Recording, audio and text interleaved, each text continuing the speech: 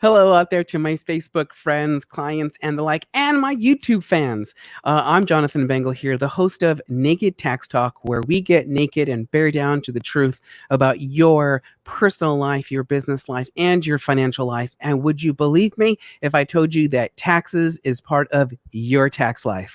So I'm always trying to find new guests and new people to come on my show and give me a new perspective of the things that they're doing as entrepreneurs.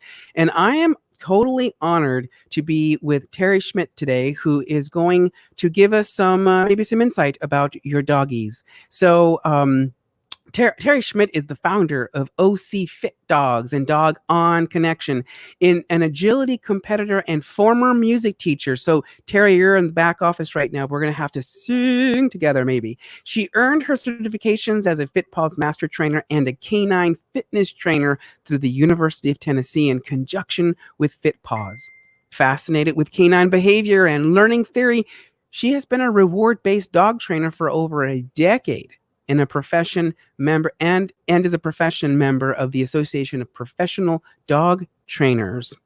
So today, Terri coaches clients privately and holds classes and workshops for sporting dogs and dog clubs of various breeds and interests through her business. Dog On Connection. She is committed to helping owners bring their dogs of any age to an appropriate level of fitness to handle the demands of sport, prevent injury, and enjoy a healthy, active lifestyle. So without further ado, I will bring her onto the show. And Terri, welcome to my show. Hi, Jonathan. Thanks for having me. It's my pleasure. So let's get right down to the doggy bone of business, and that is so I just read your introduction, which I freaking loved. It was awesome, and I love the idea that you're a dog person because I'm a dog person. And just to reiterate a little bit more, like what do you do with your? I know we talked about your specialty and stuff, but I want to know a little bit like what brought you to the world of dogs.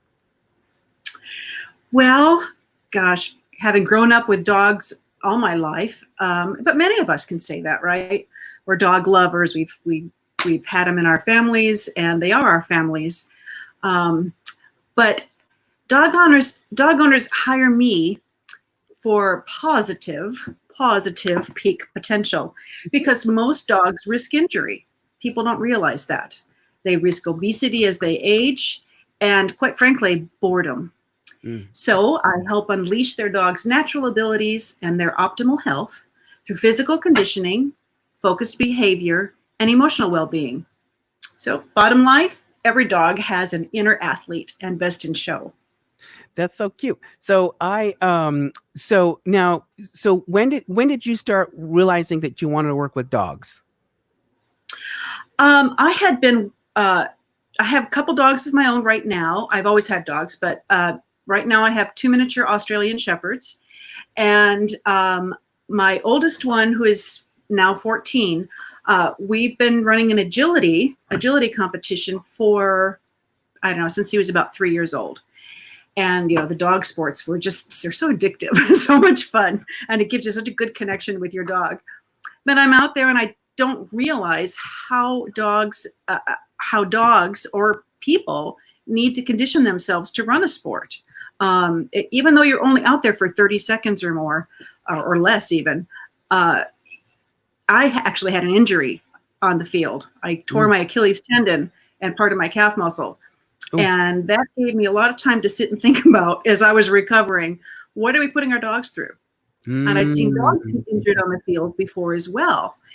And so I ended up going to a workshop at one point and just becoming fascinated with the physiology of the animal and how we actually can help them, use their bodies more efficiently, basically. So, yeah. Very cool. Is there a particular breed that you enjoy working with the most? Actually, dogs they're just all fun. I think they're all brilliant, really. I've had large dogs all my life, but now I've got a couple mini Aussies, and they're not real big, but they are smart and just they're so much fun. So I love that connection with dogs. Breed specific, not necessarily. Of course, I love my Aussies. I love Goldens. That's what I had growing up. I had some setters. So I don't know. This is good for every dog. That's great. It's funny when I was a young boy, my mom, I don't know how she got them, but we ended up growing up with miniature schnauzers. And my mom first had the first one. She was a female. We named her Princess. And later we got another dog named Frenchie because my mom likes mustard. And so that's how I ended up naming this dog Frenchie. And he was just an adorable dog too. And they ended up having babies, so we actually got to experience what it was like for them to breed. And my mom then subsequently gave away the pups to like my uncles who took them and everything else. And it's interesting that I always thought I'm going to be a Schnauzer guy when I grow up. And I would discover that my best friend in the world, who passed away in December, she was with me for 17 years, and she was my German Shepherd mix. And she was given to me by my uncle's partner back when I was in college, because she had found her at university, tore up his garden, and was like, "Do you want a dog?" And so she became my best friend. And when you say they're super intelligent, didn't realize, but I had taught her like hand commands. Like I didn't have to say a word. I would just use my hand gestures, and I realized that she could understand what I was saying with just my hands. And so she would be very obedient. In fact, she saved me from a mugging, because like she just was that breed that was like, I'm gonna take no one's bullshit, you know. And I remember this guy, he came in out of nowhere, and he's like has this finger, it's clearly a finger or a knife in his damn jacket, and he's like, "Give me your money, you know, like I want everything right now." And so I was like, okay, it's in my socks. So I reached down, and as I'm reaching in to get into the socks, I unlatched the collar, and she just charged like a bullet and took him down. And the guy, of course, was screaming, going crazy, and I didn't care because the guy was trying to kill me. And needless to say, I pulled her off, and like her and I walked away like nothing ever happened. But she was I called her mommy. She was my mommy. And I gave her gourmet steaks. So every time I made food, I always made food for two. I was one of those owners that gave my dog food everything. And she lived for 17 years. And unfortunately, I lived with her through her natural life cycle, and she passed away in December. And probably the most difficult thing I had to experience was losing my pet. And now she sits here. I have her at her cremated and have her here as a memory. And sometimes I'll feel her. I actually will feel her presence. And usually I know that because I'm like, oh, okay, I see you. You can feel me. You hear me open up a can of food, you know. So I can still. And now we own 4 dogs. So yeah. What kind of breed? So you said you grew up with golden retrievers. I had golden retrievers. We had Irish setter, English setter. My dad was a hunter, so he liked to have his hunting breeds, bring the birds back for him or whatever. And I think those were pretty much it. Had a couple of Goldens in there. Yeah.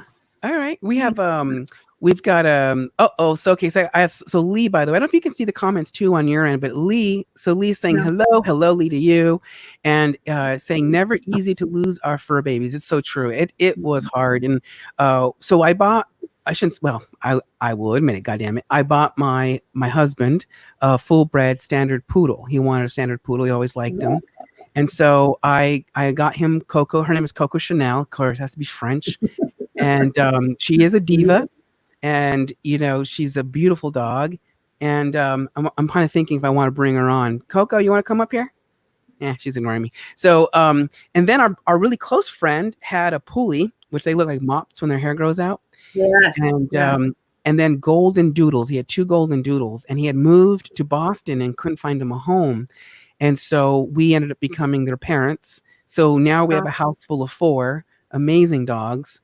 And they all have such great personalities. And the poodles, like Coco is like, touch me. And maybe this is a trait. And then the golden doodles, they think they're little dogs, even though they're big dogs. So and actually Coco comes from a family of champions. I knew that when I bought her. She's just happy being who she is, which is great. But I want to ask you something. how much patience does it? I know it's got to take a lot of patience to work with a dog. Like, how much patience or time does it take to really train a dog to be competitive so that it competes? Okay, that's kind of a loaded question. um, well, that it competes in what, in what aspect? So, if you're in agility, so if you're not familiar with agility, dog agility is much like if you've seen Kentucky Derby, right? And the horses jump over walls, or they have to go around things or through things, and that's kind of what the dogs do. We have an obstacle course for them. But it's more than just running the course. So it takes actually it takes quite a while to teach your dog how to read your body language. Mm-hmm. And you work as a team out there. It's not just, here's anything, you just do something on it. The courses are often numbered, and you have to plan out how you're going to handle your dog so he reads your cues appropriately to safely take that obstacle and move on to whatever direction you want him to go next. So there's some strategy involved as well. So that people usually will train for that, but they'll continue training because you've just got to keep the dog sharp with it, keep the skills up, keep your own skills up. So it kind of never stops. My husband always says, "Are you done doing this yet? When are you going to? When do you have to stop going to class?" I'm like, we just keep doing it. So then obedience might be something different, or it could be you run along the same lines. I've never competed in obedience. But I know that there are skills that you want to keep up with your dog there. So, but patience, I think you need to start with your relationship. Everything comes to your relationship with your dog at first. Can you have fun with your dog? Do you love your dog for who he is and what he brings? Can you then start building that relationship where your dog thinks you are more fun than that cookie right there, than that piece of steak? Like, oh, you'll do this. I know that my reward will come because I'm going to do this for you because you're awesome. It's just, you become more important than the cookie. That's where you have to work towards. So I can't help myself but to bring this back to like business. I mean, I can't help but to do that because in a way I feel like that's what you're talking about. It's kind of like that. It's like when you start out working with, be it you as a trainer, be it me as a planner, it's about teaching our clients how to engage with us so that eventually they know how to read us. And who was I interviewing yesterday? They said that it becomes like the rhythm of success. And it's someone told me this, so I didn't come up with this phrase. And but the rhythm of success, because I just get into it. And I like what you're saying, which is kind of like once you and the dog develop a relationship, they read your cues, they read the things the nonverbal cues, obviously, and they know how to react based on what you're saying or what you're doing. It's the same thing in business. I like that. And what you're trying to tell in my case, we're trying to tell the client is trust me, this I'm more delicious than the little cheesy deduction you're trying to take. There's a higher reward, right? Yeah, it's a higher reward. Yeah. Yeah. And what I'm also hearing you say without saying it, hey, there you go, is that there's the reward is higher. It's not about instant gratification, right? In the sense that the dog and you understand together that it's about the long term, the long haul, the continued training, tax planning, same way. It's not an overnight fix. And to the dog, it's all fun. Wishing we could all say that, right? But to the dog, it's all fun because they get to interact with you. He or she just, it's like, I get my mom time, we're going to play now. And, somewhere in there, it might be a treat. It might be a toy. It might be a good pat on the head and a nice belly rub. And the dog just lives for that, right? They do. They live for what rewards them and for what they love to do. And that you are a big part of that.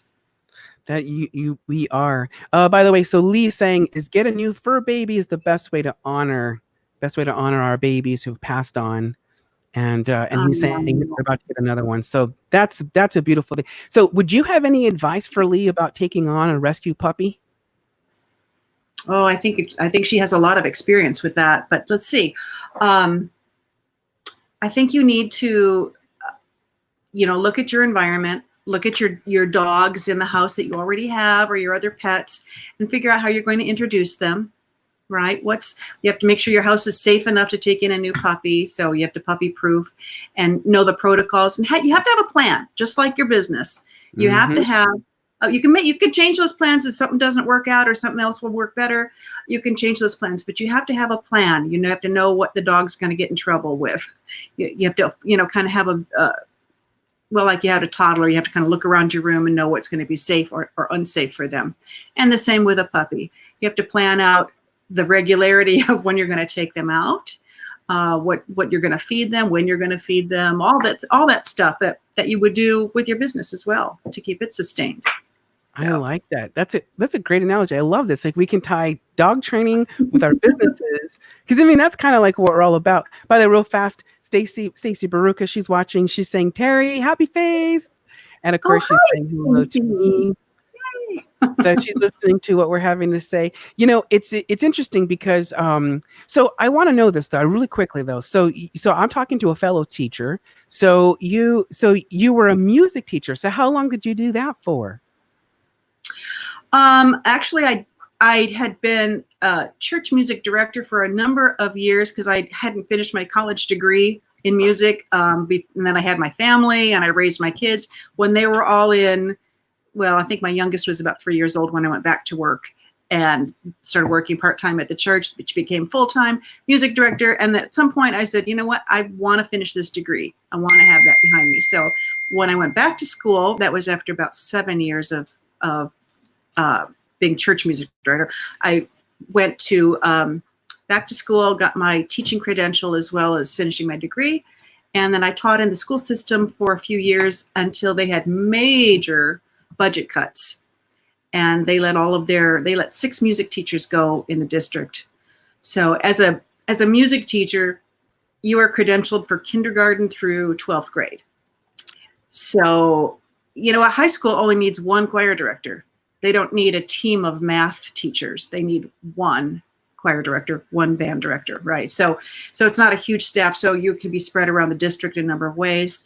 But when they did the major budget cuts, I lost my position there because I didn't have seniority.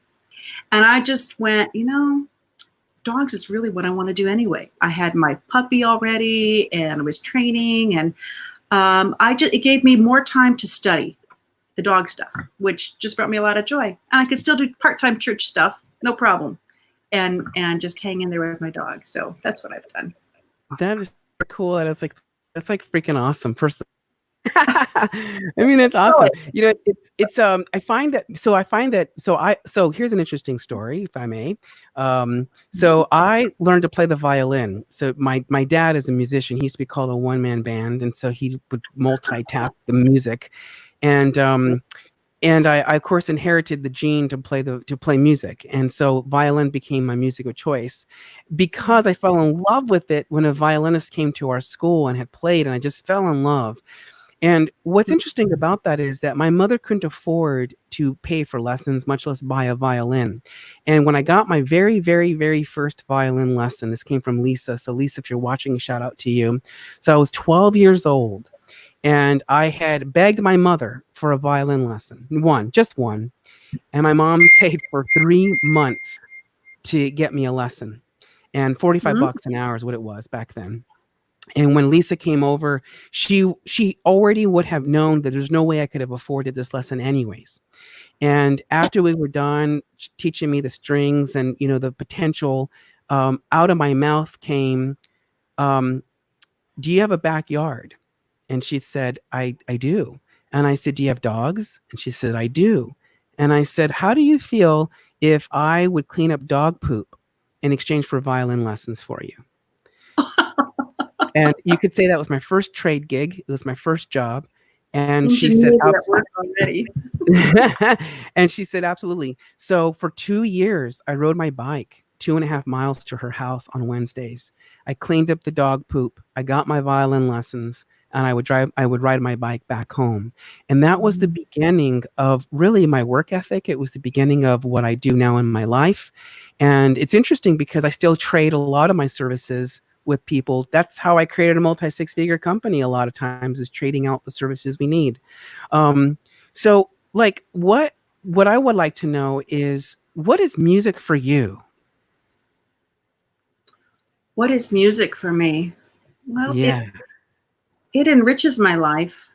Um, it's I don't think of it as a language. Some people say, oh, music is a language and we communicate through it. And I think it's very different. I mean, in English, we'll say something and you know what I'm saying, right? Hmm. You'll have your own little interpretation of why I'm saying it, but or it might mean something to you. But I don't know. I think music is, I don't think of it as a language. I think of it as an emotion.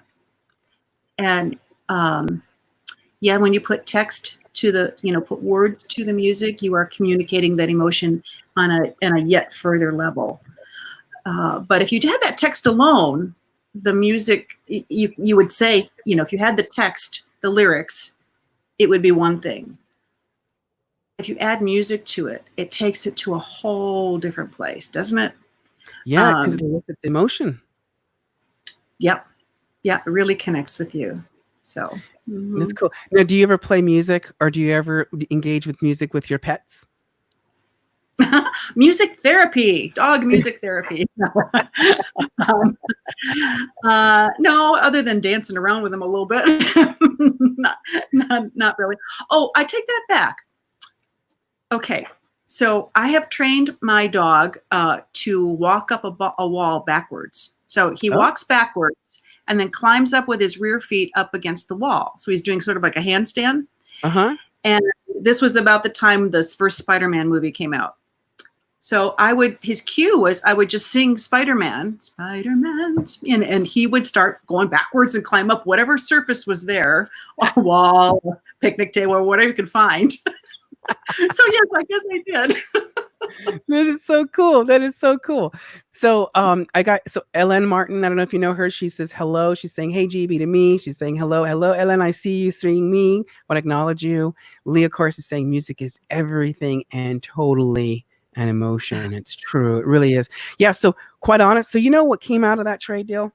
I would go on to play violin and orchestra, high school, and then I would put it down because life got in the way. And then 2 years ago, me and a gentleman named Achilles, who owns a violin shop here in town, I walked into his shop. And on the spot, we created a nonprofit called the Phoenix Renaissance Orchestra, designed for 30 Wow. plus year olds to come together and reconnect with their string instruments because life got in the way. So our started out, I Nice. think, with just 3, then it grew to 5, 6. I think we're up to about 15 or 20 members now. And of course, because of COVID, we haven't rehearsed, but it's just something so magical of music. And in fact, when we were forming it, check this out. I was joking and I was saying we should create a church out of it because music, when you're done playing, even if you're not really making a tails from head spins, about the music, there's something very euphoric and therapeutic about playing music. And at the end, I said, here's how it'll work. So time is God because it's constant, right? Time is everywhere. Time, tick, tick, tick, tick.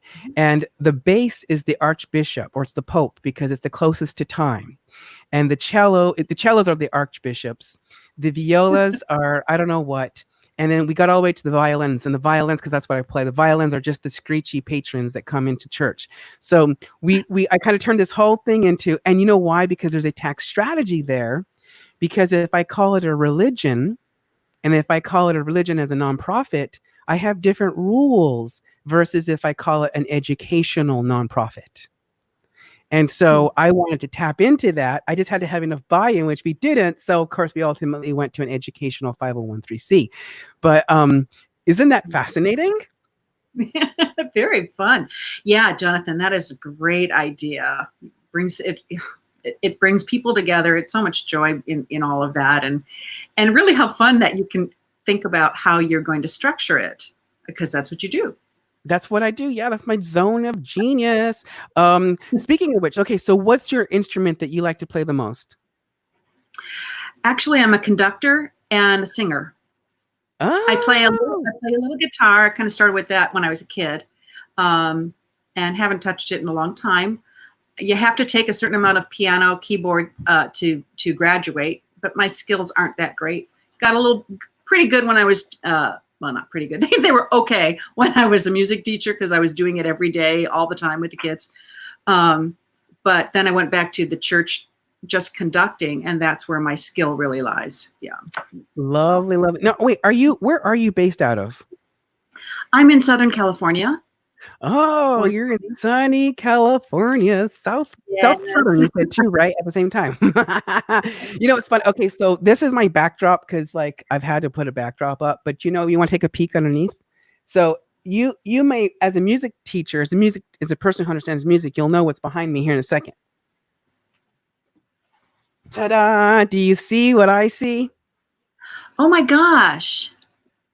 Oh, look at your woodwinds. Oh, that's cool. So recorder. They're recorders. So yes, they are. So what's funny is people always, because without this backdrop, people go like, what's those things back there? Are they muskets? And so what happens is, I gotta take this down now, make it look a little better. So my husband and I, before we bought the piano, which I got at the Goodwill, by the way, awesome, because he's a pianist and plays a lot of woodwind instruments, flute and what have you. And so we bought the whole family, and then I had to learn how to play it because I'd never really played it.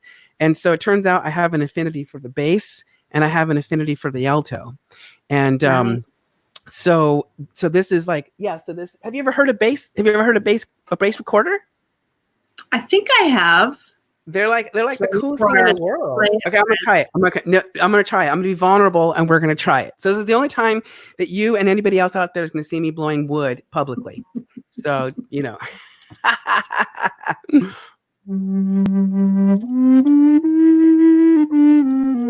Oh, there we go. It's been a while.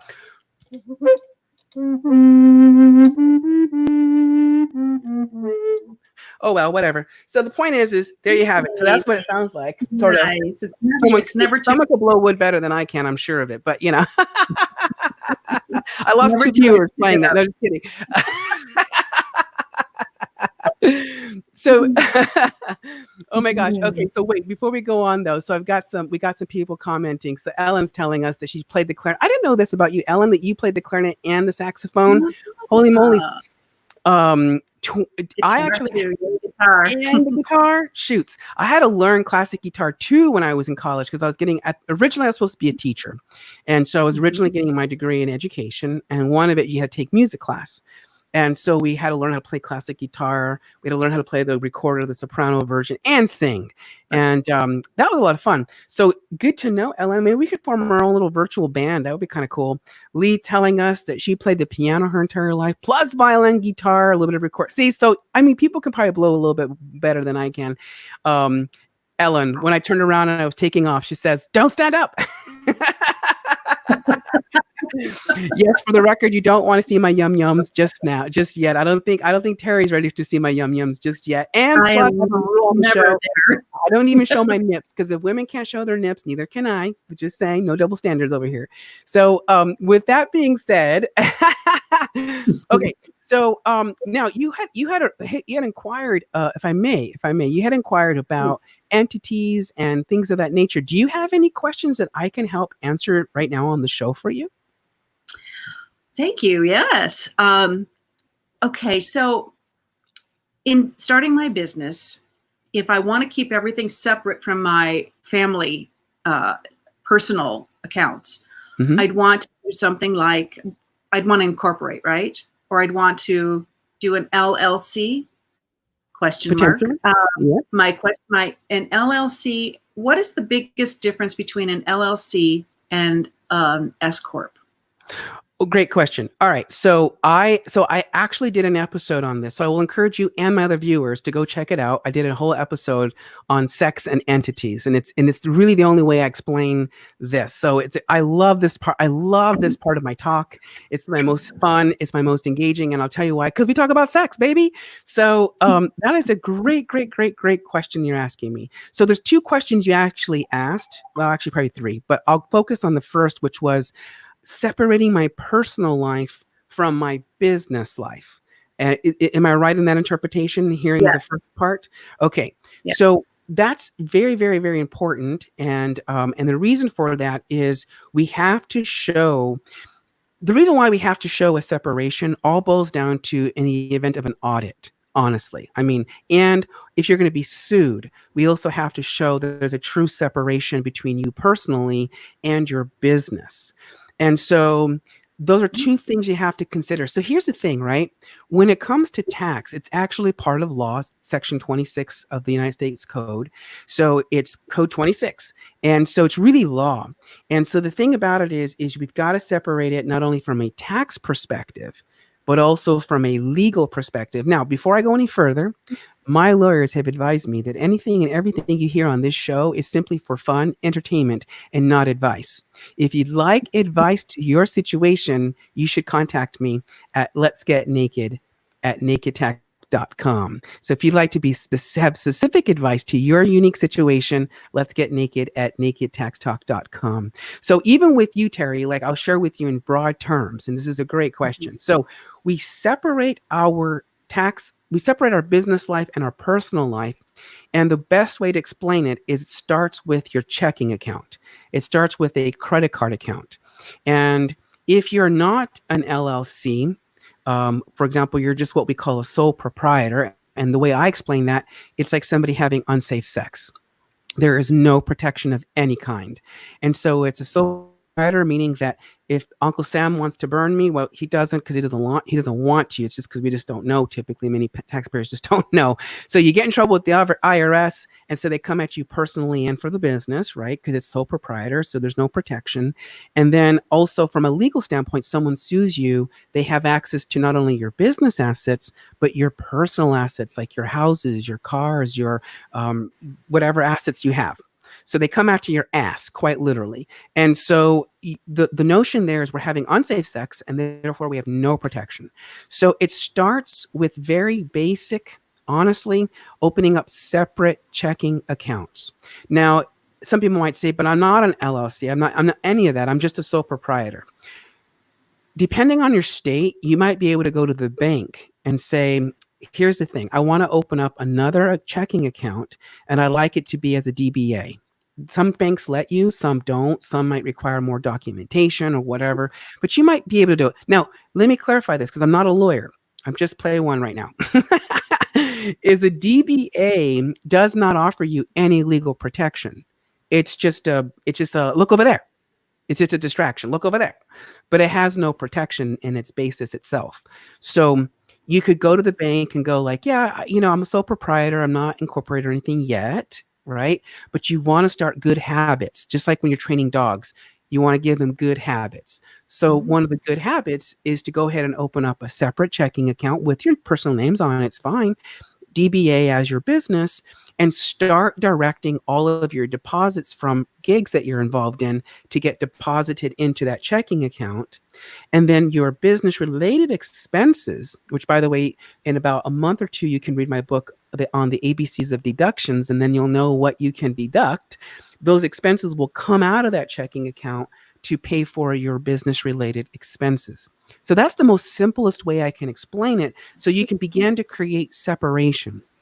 So the next thing is credit cards. Take credit cards, for example. If you don't form an LLC or become we'll get to your question about the S Corp, but you don't become a corporation, then you can get like a credit card. And what I know Ellen would say, go out and make sure you get a separate, you want to become an LLC, you can get a separate EIN number to get a DUNS score. My whole thing about this is you can get another credit card. Again, same thing. It's in your personal name because that's how all small business owners start out. Let's be real. And so now you got a credit card that you're going to use again to fund for your business related expenses. And you're going to basically be consistent. So just like when you're training dogs, you're consistent in how you're using the cards to pay for business related expenses. So you're going to always use that card for that purpose and nothing else. So I should not see, for example, your groceries on that card unless that's the nature of your business. But otherwise, I shouldn't see, razors because that's not part of your business. Do you see what I'm saying? So it's got to be very crisp in terms of what you're purchasing with that card. Because again, you can come back. Because see, Uncle Sam, he's not that bad. All he cares about are the facts and the circumstances, and of course the law. And so if you're saying to him, look, Uncle Sam, I kept a separate checking account, separate credit card. I know it's in my personal name because I'm a sole proprietor. I know that. But look, it's clearly separated from my personal life, which is over here, which is where you're seeing things like my mortgage payments, and you're seeing things like making payments to my college for my kids. There's a tax strategy there, by the way. But there's all these things that are happening over here. Now, what people often confuse is this thing called taxation and protection. So I just said earlier, a sole proprietor is like having unsafe sex. Now, no barriers. And by the way, when we do this, Uncle Sammy's very prudish. He's a prudish individual because he doesn't like it when people have unsafe sex. And so he basically punishes us by charging us a minimum of 15.3% tax on our net earnings over $400. So it's instant. It's a mandatory 15.3% plus another tax called your ordinary income tax, which you can think of it as an umbrella, and it encompasses all sources of revenue, legal and illegal. Like Al Capone, he got busted on tax evasion. If the guy had just declared his drug money, he might have gotten away with literally nothing. So the story here is that he doesn't like unsafe sex. He's very prudish. Now, the next step then is you go, well, I'm going to go form a limited liability company, an LLC. Now, you go and you do that. You register at the state, or you hire a company to go do that, incorporate you through the LLC system, right? And the analogy I like to use is a dental dam. And I wish I had graphics, but a dental dam is what the dentists use, and they put to single out a tooth or whatever. But also people use it in sex too. And so again, I can use it and still get to orifices and still have a lot of fun. But here's the thing. Stuff still leaks out from the side. But at least I'm not in direct transmission. But I still have leakage on the side. So again, Uncle Sam, he's a little prudish about that. And he's like, praises for you that you're trying to practice safe sex. I give you some credit there. But I'm still going to hit you with a 15.3% mandatory tax for over $400 in net earnings. So that's like mandatory, right? Like there's no way of getting around it. Well, there is. The way you get around it, well, I should say the limitations apply. But so instead now what happens is you say, okay, well, Uncle Sam, maybe I really want to be a corporation. Maybe that's what I really want to be. So Uncle Sam's like, you know what? I'll tell you what. I'll give you a choice. You actually don't have to go to the state and register as a corporation in order to be taxed as a corporation. Now, isn't that interesting? So I have to just tell him that I want to be treated like a corporation. And he goes, yay, you're going to use a condom now. So you're going to be like protected, like 99.99% effective. And it's going to get trapped right there in everything is going to be trapped at the corporate level. So I'm going to tax the hell out of you. Now, not the hell out of you. I'm going to tax you at the least amount because right now the corporate rate is 21% on net earnings. And then we hear this thing called double taxation, which essentially is your dividends, which essentially is the earnings that get kicked out to the shareholder, then pick it up as dividends on their individual return. So now, with that being said, because of the double standard, the double taxation, a lot of people are afraid of the corporation because of that. Now, remember, I told you could tell Uncle Sam, I want to be treated like I'm a corporation.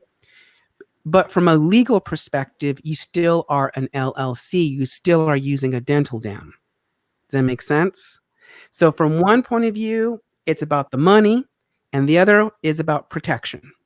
So it's easier to say, well, you can go from an LLC, you can elect to be treated like a C or an S. You can do that from a tax point of view only. But if you were looking at maximizing your protection to literally cover your ass from all points of view and use a condom for ultimate protection, then you would just bypass the LLC altogether and go straight for the C corporation and incorporate. Now, here's the thing. We know that sole proprietorship, having unsafe sex, is very easy to do. We've all been there. We're all adults. We've all done this. It's really easy to do. In the hot, passionate moment, you're unzipping, you're getting naked, and you're doing the thing, right? With an LLC, I'm using a dental dam, so I've got to have at least one ready to go. right? It's got to be at the nightstand so I can use it, and I just got to wrap it and grab it and do it. The condom takes some time. I got to like find the condom. I got to take it out of its package. I got to unwrap it. I got to roll it on, right? There's some things I have to do.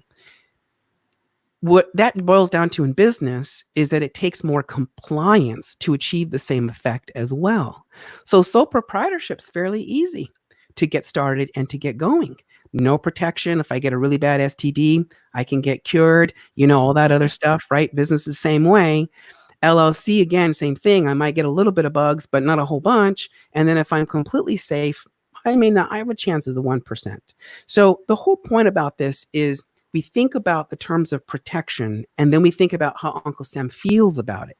So he loves safe sex. Therefore, he has this flat tax rate for corporations right now, 21%. That's pretty cheap compared to when you add the 15.3% and somebody's ordinary marginal tax rate, which is 0 to 37.5%. So it can get really hefty if you're practicing unsafe sex because he doesn't like it. So now here's the thing, right? This is a loophole. So warning, loophole. So the thing about this is Uncle Sam said, I get you. You want to have safe sex. It's very expensive. It's very daunting. And you don't want to have the double taxation of the dividends and the corporate tax. So Congress, many, many moons ago, figured out a way to create a legal loophole, which is something I specialize in, and basically said, you know what we're going to do? We're going to create a sub-chapter inside of the corporate code, and we're going to call it a subchapter S. So what happens now is I get to now say to the government, I'm an LLC, but I want to pretend like I'm an S corporation, or I'm a C corporation and I want to be an S corporation for tax purposes. And what the S is like slippery lube. You see, because what happens is I don't necessarily have to abide by the corporate rates, right? Which is 35. Well, olden days was 35%. Now it's 21, and the dividend tax that will come to me as a person, right? And an LLC, which has a mandatory 15.3%, right? Plus ordinary income tax. So I don't want to deal with any of that crap, okay? But I want the same benefits like a corporation. I just don't want the tax side of it. So Uncle Sam and Congress came up with this amazing thing called an S Corp. So an S corporation basically says, well, I must act like a corporation. So I've got to have bylaws. I have to have minutes. I have to pay wages to the shareholders if they're 52% or more. I have to, if I have distributions, I better be careful because I could get nailed in the head for taking out too much. Otherwise, normally it's free, tax free. I'm entitled to the same fringe benefits and a whole bunch of other things that C corporations get, a whole bunch of bells and whistles. But see, the thing about it is an S corporation has a lot of limitations attached to it, especially if you're a more than 2% shareholder of the S corporation. So like, for example, when we talk about fringe benefits, we talk about things like housing allowances, let's say, because you pay for employees to go, right now, we're all working from home. And so we might have a fringe benefit that reimburses our employees from working from home. I'm a 2% shareholder. Uncle Sam doesn't like that. He knows that you're digging too deep. So he's going to have some limitations. So the S Corp, as fun as it is, does come with a lot of limitations attached. It has the same level of compliance as a C corporation does. And it has a different tax structure in that the S corporation, which by the way, we should tell the form numbers, it's called an 1120S. What happens is all of the net income in the S corporation bypasses the corporate tax. Think of it like this. It bypasses it and it goes straight to you, the individual, where there you pick up the income and it's subjected to your ordinary income tax rate. So theoretically, it's cheaper sometimes, but not always, because here's where people get into hot water. They forget about the rules about paying themselves. And the question becomes, well, how much? Well, that's why you hire me. They forget that they have to keep books and records. And we're talking like really good books, not just like half-assed on a piece of paper, like legit typically GAAP level type financial statements. They forget that there are methods in the S and the C Corp world that we use in accounting called accrual or cash basis. They forget about those things. They forget that if they exceed the distributions, that there's going to be a taxable consequence by taking out too much. They also forget that because you become a shareholder, when you get ready to retire or you get ready to sell the business, you have to deal with the tax consequence of the stock that you purchased when you started your company. So there is a magnitude of tax consequence that comes with being an S corporation or even a C corporation. But as we all know in business, the greater the risk, the greater the reward. But at the same time, would you believe me if I told you that S corporations has one of the lowest audit risks than any other entity? And the reason is because Uncle Sam demands that if you're going to put on a condom, that you're going to take all that time to button up, you're going to take all that time to make sure that your financial life is in order. And so we get the reward by bypassing the corporate tax straight to the ordinary income tax level. Does that make sense? It makes more sense every time I hear it. That's great. It does. So the LLC versus the S corp, you'd want to be able to make enough money to pay all those, to pay yourself. Yep. And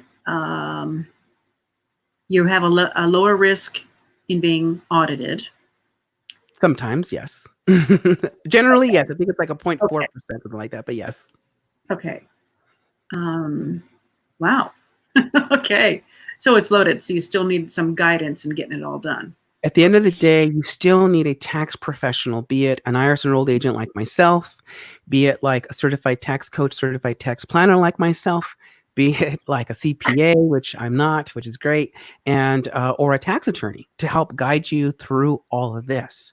Now, here's something I want to share with you.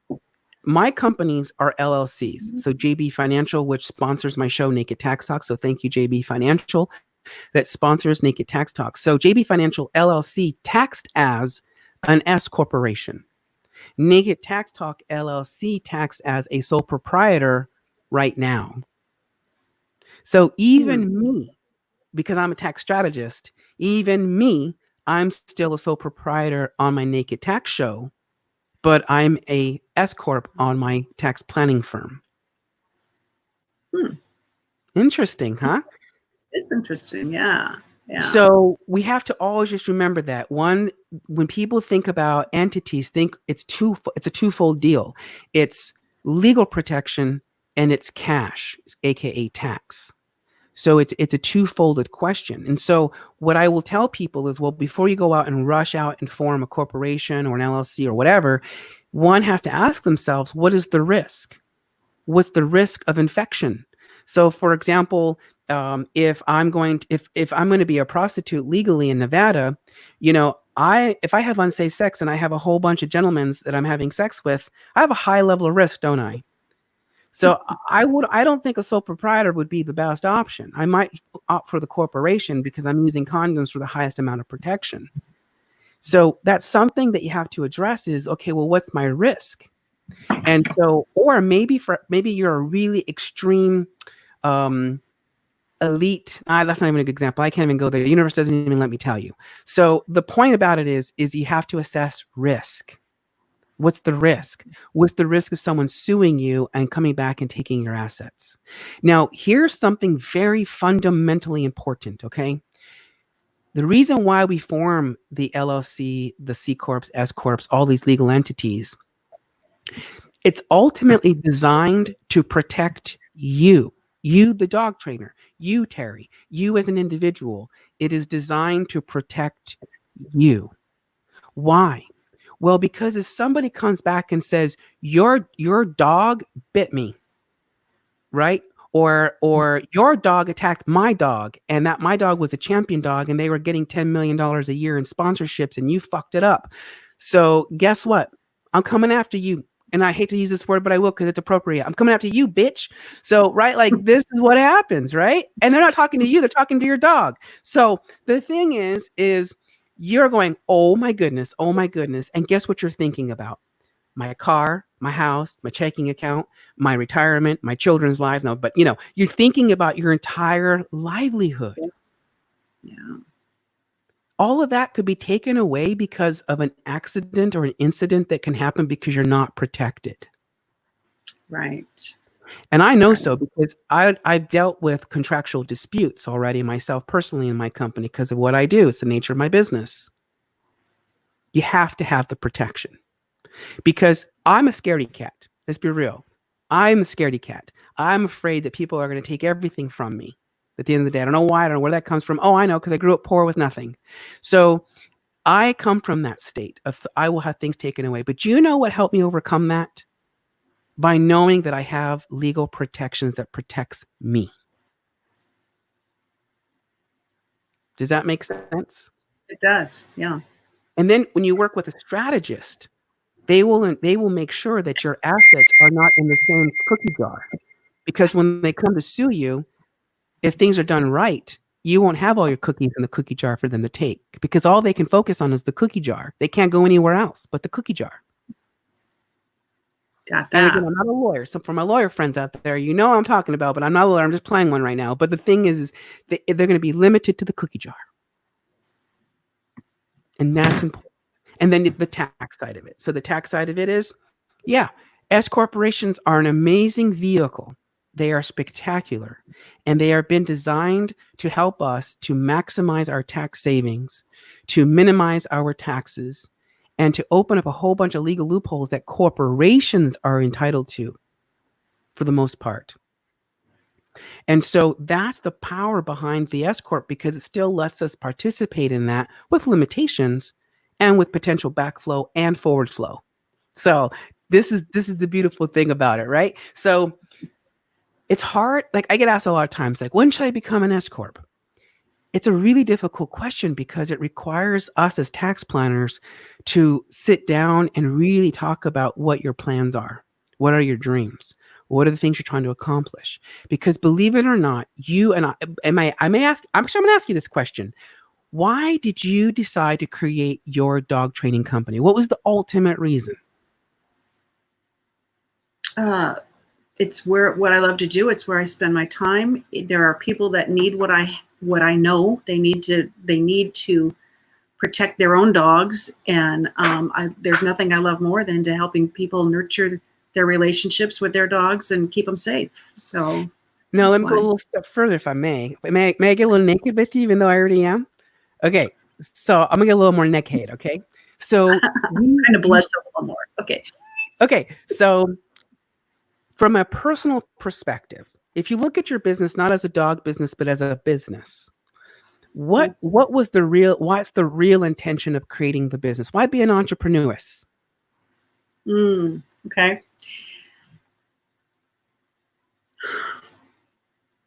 I want to make money. I mean, I want to help support my family. I want to have an income. It has a great deal of expense. What I've learned, the education that I've done, and the seminars, the things that I continue to do to stay on top of this, it has a great deal of expense. And many people want help with things, and I've done the bartering thing too. My greatest one, I'm going to mention my friend Lisa. She's probably not watching, but Lisa is a fitness trainer, a human fitness trainer. And she's also an educator, and she also works at the local college and teaches physical education. But we would barter, and she would give me my own personal training, and I would train her dogs, and it was a great barter system. But at some point you kind of go, well, I really could do this. This is people are looking for this kind of help. But I do want to make an income. I would like to offset my expenses in what I spend on my dogs as well. So if I may, why don't we just go get a JOB then? Because the JOB would give me money. True. I did that. I like the flexibility. I like the flexibility of what I do. Yes, right. You like independence. Yes, I do like the independence. I would like to have a little more consistency with it, and that's where I really want to make it more than a hobby job. I really want to make it a business so that I would have a more consistent income. I So, love that. I love that. So see, what you're saying is that I want to move from hobby because we know by the way, there's tax rules about hobbies. And so remember I said earlier today, we asked this question, right? One way we start to prove that we're not a hobby is we began to take those steps to prove that we're a business, that we're legit in it for the profit. One way we do it is we actually decide that we're going to be the CEO of our company. So Sandra Yanley of eWomen Network, I heard her talk, and she had said, and I loved it. It was brilliant. You are the CEO of your company, and the truth is you think about that. But now here, what I was trying to get to was this: our companies are designed to take care of us. They are ultimately designed to take care of us.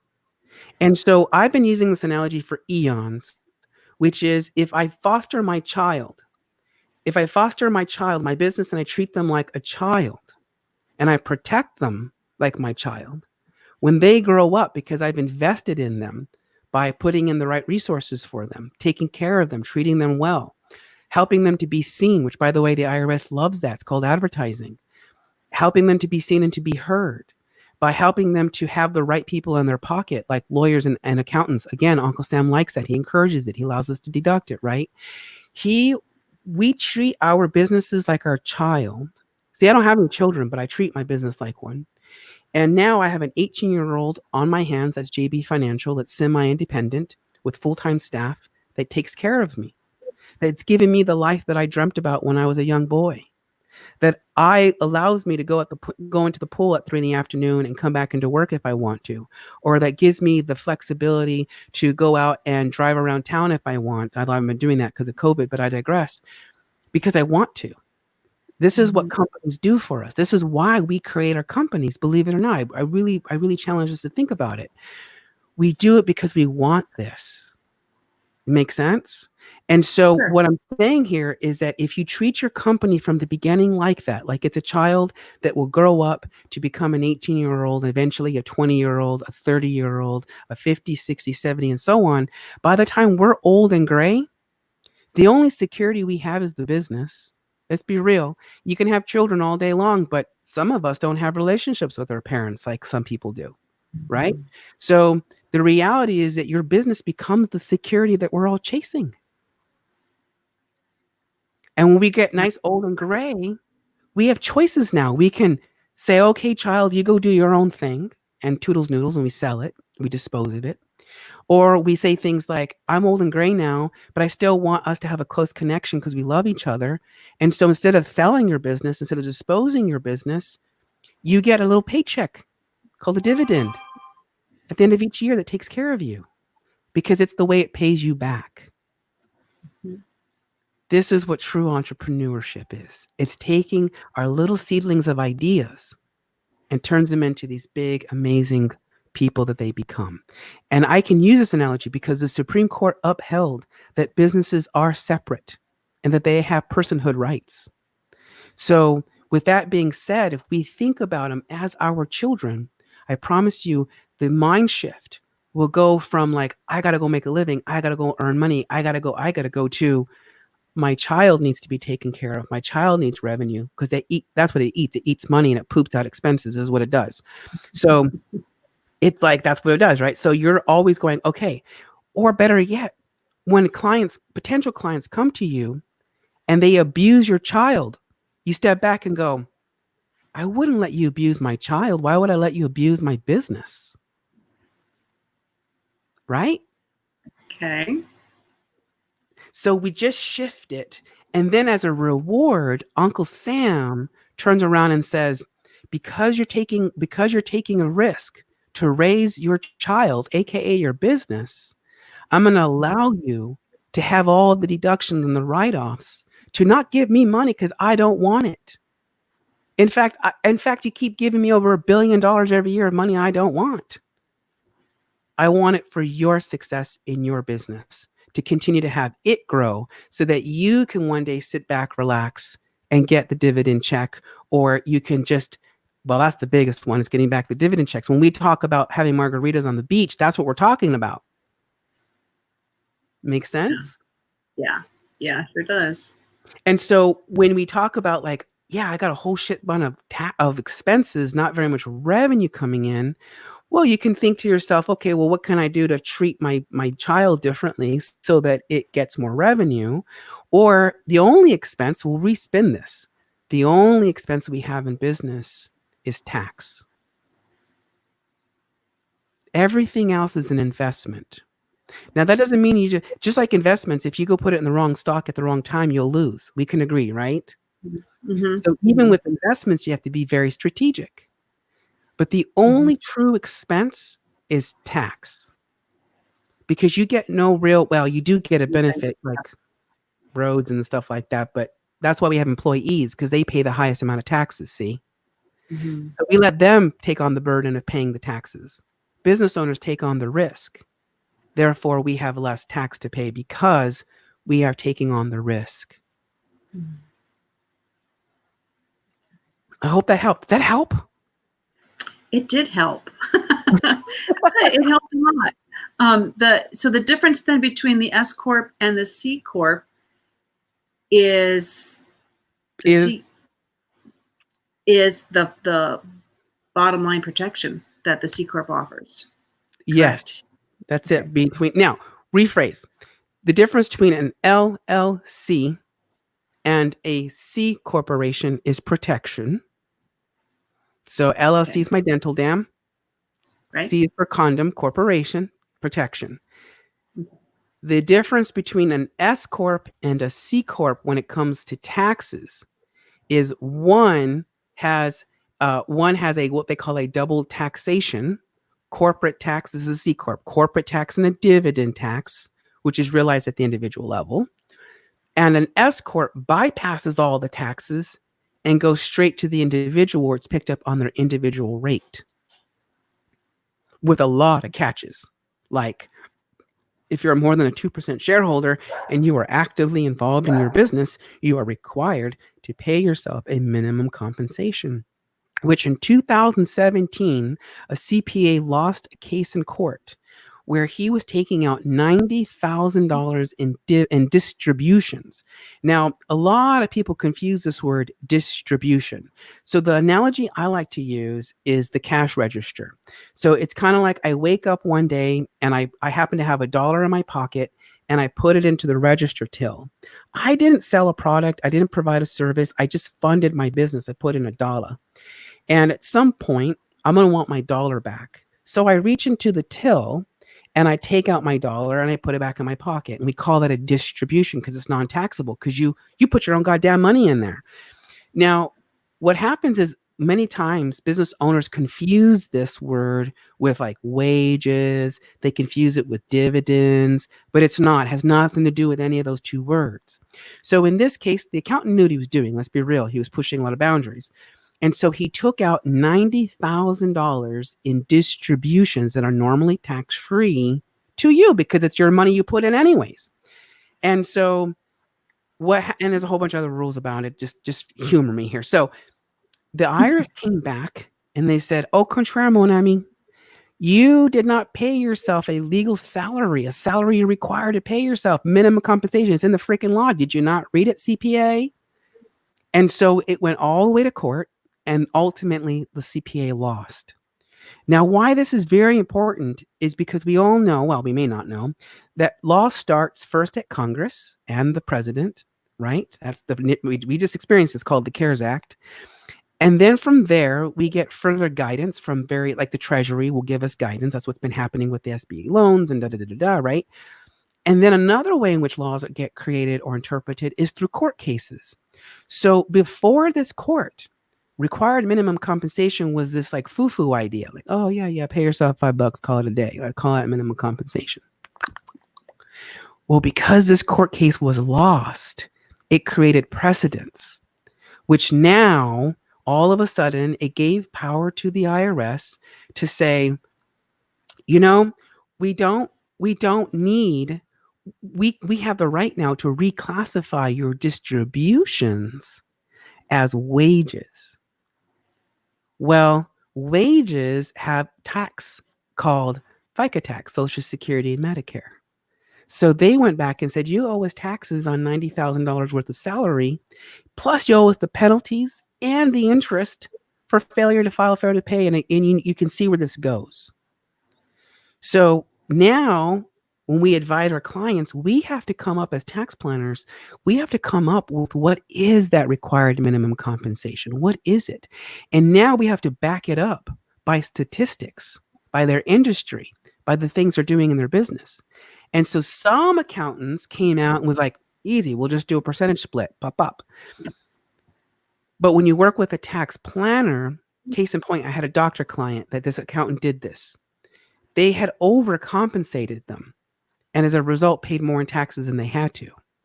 So when they worked with me and we did the analysis and used actual statistics, we were able to drop their salary lower legally, pay less taxes, and now they had more money in their pocket. So that's another component to what we do, right? So anyway, so you have the RMC, the required minimum compensation, plus the ordinary income tax from the S Corp that flows through to your personal return, where then you pay it based on your income tax bracket. Does that make sense? It does make sense. Yeah, it does. So cool. That's it. And thank you for the question, because I know everybody else that's been listening, I know they're going to get benefit from this. So that's how it works. That's what I do, honestly, in my firm is we calculate and figure that stuff out for you so you don't have to do it. So I love it. Thank you. Okay. You're welcome. So hopefully that helps. Okay, so now I want to go back to you though, and then because we're going about an hour and 6 minutes, although my show has been known to go for 3, just saying. But my dog to sleep here. So watching my show said they loved my examples of using sex. Yes, I do. It's my signature talk. And my mom, she watches now. She's a big fan of mine. And she says, "Hi, honey, I love you. God bless you. May you always be on your special day with your friends." So that's my mom. And of course, independence, like my son. So my mom actually has to get a lot of credit for this, because even though like sometimes I'll talk about my childhood history, and again, my mom knows this, it's no fault of her own. But what I love about my mom is she gave me the ability to be independent. And what I mean by that is that she taught me not to rely on her for everything. And so I had to learn how to rely on myself for a lot of things. And so I thank my mom. So thank you, Mom, for that, because it's a very powerful lesson that I learned, and thanks to you. So I have to give you thanks. So with that in mind, let me see if I can get Coco on here. Maybe we can get her. No, it's kidding. I was gonna say we do a doggy trip. Let me see if she's willing to. Hold on. Coco, come here, mamas. Come here. Oh, sorry. I got the whole kittens. Come on, Coco. Coco, come here. Okay, lady, come up here then. Come up here. No, all right, never mind. She just got excited. I just got them to bark, I guess. So she's a diva that way, though. See, she's like, "Oh no, I'm not gonna go on camera." What is your number one concern with your dogs? Whether it's a behavior thing or a health thing, what's on your mind with your dogs? I think the thing that exactly, Marley, exactly. I think that what concerns me the most is that they can't tell you when they're hurting, and that is the biggest concern I have. So like my Coco, because she's a purebred, she has Addison's disease, so she doesn't produce her own cortisone. So she's on multiple medications. She has a severe skin allergies to almost anything and everything, and food. Like she's extremely allergic to, unfortunately, like dog food, some of it. So I've had to invest in a lot of like stomach and skin sensitive dog food, which turns out so she doesn't even like it. So now, and here's the thing. So she's already a skinny dog. And I started realizing like, wait a minute, I shouldn't be feeling her ribs and I shouldn't be able to feel her spine. And so I'm like, could it be the Addison's? And the doctors told us she was on kidney failure, which since they told us that, she's still alive. And so I was like, it's got to be because she's not eating her food. So I started taking the wet food. So I bought canned food. And now I have to feed her twice a day. I'm trying to fatten her up again, honestly. And so I'm taking the wet food and I'm pouring the dry food and I'm mixing it together. And she's eating it. So that's good. But I think the biggest concern is that I don't know when they're suffering. And like Rhodey, that was my mommy, Rhodey, when she was thirsty and she ran out of water, she barked the hell out of you. Like, hello, hello. When she was hungry, she barked at you and growled at you. When she was upset or whatever, like she told you, so she actually talked to me. But then again, we were together for 17 years. But like Coco and the others don't really tell us when, like, if water's run out. So I have to always kick the water bowl, make sure there's water in there when I walk by. It's part of my habit. I have to monitor the dog food and make sure they're eating the dog food. But that's the biggest concern I have, is that they don't share when they're in pain. And that's what troubles me the most.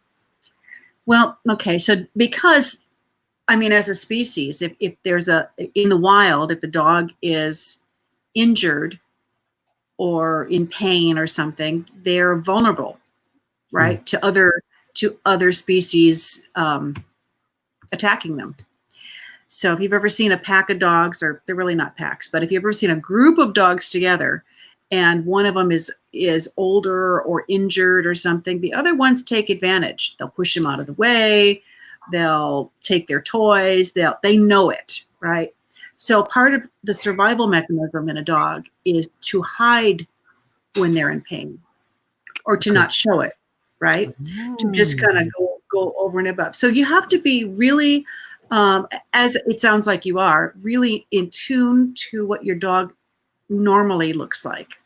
What do they normally feel like in their weight? When you rub your hands against their rib cage, what's the norm for them? And really, it's a good thing to feel the ribs. If you can't feel the ribs, if there's a lot of fatty tissue around there, that's excess weight, and that becomes hard on their joints as they age, arthritis and all. So we don't want the excess weight. It shouldn't be so much bone that you can see straight through them, right? But you don't want the visual of seeing concave between the ribs. But to see the ribs, depending on the breed of dog, but to see the ribs is usually a healthy thing, to be able to feel them, right? You can see them a little bit, and when they're moving, that's good. They can stand still and you don't not see them, that's fine. But to be able to see those bones a little bit as they move, that's healthy. You'll want to know what their gait looks like when they're walking, what their normal gait looks like, and when they get into a trot or a little bit faster walk, do they look balanced? Are they favoring one foot or another? I mean, there's lots of little things, and in those ways, they are telling us. They're showing us. If we are in tune to what to look for, they are showing us. So, just a couple of things. The eating habit is the big one, right? How do you know your dog is sick? Something changes with their diet, or how they're consuming their diet. So, yeah, that's like it. I mean, otherwise I got a pack of kids. A pack of kids. I got one dog, so Lucky. His name's Lucky. He's here. I'll show the peeps out there. So he's already sitting over there.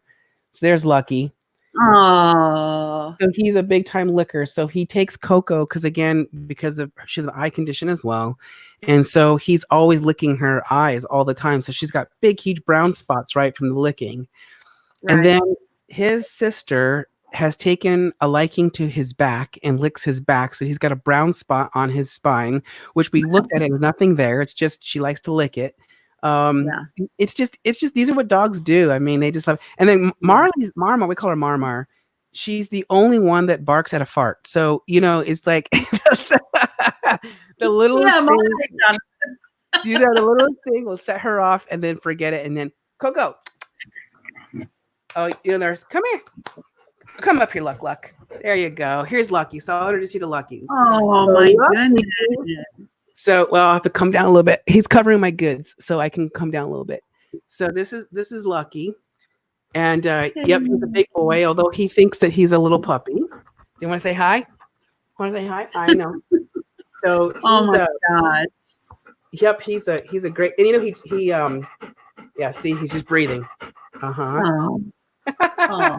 So he's the kind of dog that's like, he's like the annoying boyfriend that's needy and they never leaves you alone. He's that kind of guy. So sometimes you're like, okay, I've had enough of you. So like right now, see, he's putting all his weight into me so he can lay against me, right? But great. He's a little bit of a fetcher, And the groomer, well, because of COVID, they haven't come to trim them, but we keep them short clipped. And the Okay. others are in the kitchen because the husband's cooking dinner, so they're like, I can't be distracted. So Sweet. yeah, but okay, so That's we're at an hour good. 15. I want to say thank freaking you, but before we do daddles, your specialty is working with dogs and training their dogs. I assume training their trainers how to work with their dogs. Exactly. Yeah. Now, Right. do you work physically or can you work remotely? Like, how do we connect with you? Oh, that's a really good question. I mean, physically is what we've always done, right? Remotely, actually, dog training, certain aspects of dog training are very doable remotely. And people have, in fact, I was starting to create a course before this whole COVID thing erupted. Promise you it's okay. So Promise. yeah, it's very much, you'll have things to read, this, online discussions like this. You can videotape your dog. You can videotape yourself training your dog and get feedback from that. Sometimes it's a mechanics thing, what we do or how we're treating the dog to reward it for a behavior, or what we're not doing, or it could be something I can pick up visually by observing your environment that can actually make or break what you're trying to train with your dog. But yeah, there's definitely remotely is possible, and I it's like what we're that. doing. I It's what we're like that. doing. So what's a good email? Would you like to, I mean, because I let my peeps share their email addresses. Would you like to share an email address Absolutely. to connect with you?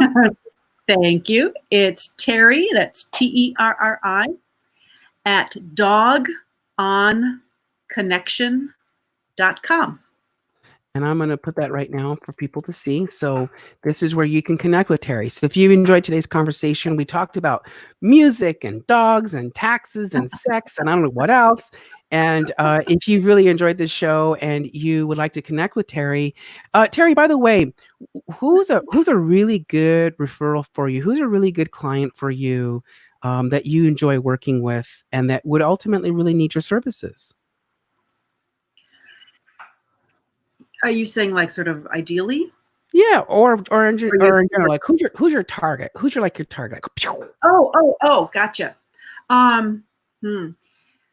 Depends on what they're looking for, right? Yep. Dog trainer, dog. Some people want to do dog training, and other people have their dogs just the way they want them, but they want to do sports, or Okay. they don't want their dog to become injured, and they want to run agility or fly ball or frisbee or some of the other things, and they want their dog to be in top condition for that. So it kind of depends which, what program they'd like to have. So ideally, it's somebody who likes to spend time with their dog, who is just over the top, thinks their dog is awesome, and is willing to invest a little bit of time in learning something new to create a bond with their dog, create a good health, optimal health for their dog, and what? Yeah, that's pretty much it. Invest the time and the resources to create that bond. I mean, you're going to have that little furry guy for how many years as part of your life, as part of your family.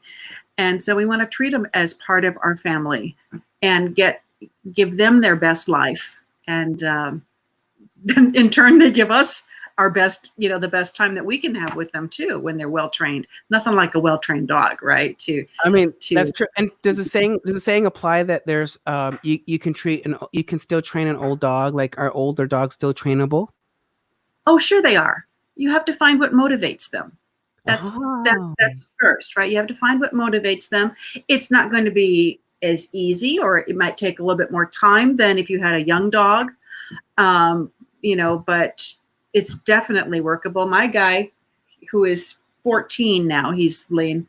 I'll show you him. It's his birthday today, so he gets to be Oh, seen. happy birthday. If I can see him, he's sleeping. Hey, Oh, Gromit. yes. A good old senior. Hi. Oh, there's my boy. Yeah. But anyway, put me back on track, Jonathan. So senior dogs can still be trained. Oh yeah, absolutely. So I can still train him I could physically, I wouldn't do as much with him now because he's 14 and I don't want to put certain stress on his joints the way I used to when he was able to do that. But I could still teach him now. Sometimes dogs have to just be taught to learn. Oh. I mean, they're learning 24/7, but they have to engage with you to go, oh, we're going to learn something new. I'm listening, Mom. You know, tell me what it is you want me to do, Dad, and we'll figure it out together. So yeah, there's different ways of training dogs, different methods, shaping, luring, capturing. There's ways of doing it, and you just have to know your dog, and you have to know what you want to get out. You know, what do you want the end behavior to look at? What you have now, and then how you get from what you have now to where you're going to be, what you would like. A little process. Do you know that did you know you could potentially be a natural sales coach? And I'll tell you why. Because the same things you just told me about interacting with a dog is how you would interact with the potential sales client. You got to know what motivates them. You got to know their pain. You got to know what what the solution is. Well, you are the solution, right? And you can, in fact, and then sometimes you have to shed light on what a person needs and the things that they're looking for. And you're also, what you just said is you're here, but how do we get to here? And I'm the solution between here and here. I'm the bridge gapper. There you I'm go. telling you, if you take the dog analogy. Somehow I thought you were going to say something about doggy style in here, and you haven't gone there. I was waiting for us to get to doggy style. I was waiting for us to talk about doggy style, but honestly, but yeah, it is a great position. And with that, ladies and gentlemen, if you've enjoyed Terri as my guest and you have a dog, or you have an older dog and you'd like it to do at least a paw shake or something like that, or maybe you have a dog that just needs a little bit of more loving, or you have concerns like she shed some light on what our concerns are, you can connect with her, Terri, Terri, at dogonconnection.com. And of course, if you'd like to know how we can turn your dog into a security dog where it may turn into a deduction for you, then let's get naked at nakedtaxtalk.com. And trust me, there's very, very strict rules about a security dog. But otherwise, yes. So, or if you're in the business like she is in dog training, or you're a competitor as a business, just saying. So with that in mind, let's get naked at nakedtaxtalk.com. Terri, one more time, Terri at dogonconnection.com. I just realized the doggone it, dogonconnection.com. Play on that, right? I like that. Okay, so this is how you get a hold of her. Terri, thank you so much. I hope that I was of service to you today too, and shed some light also. So, and I learned something today from you. So thank you. Great. All right. So the last 5 seconds or so when we go offline, I like to doodle, makes up some music, dance, whatever. And we're going offline. Doot, ba da ba ba.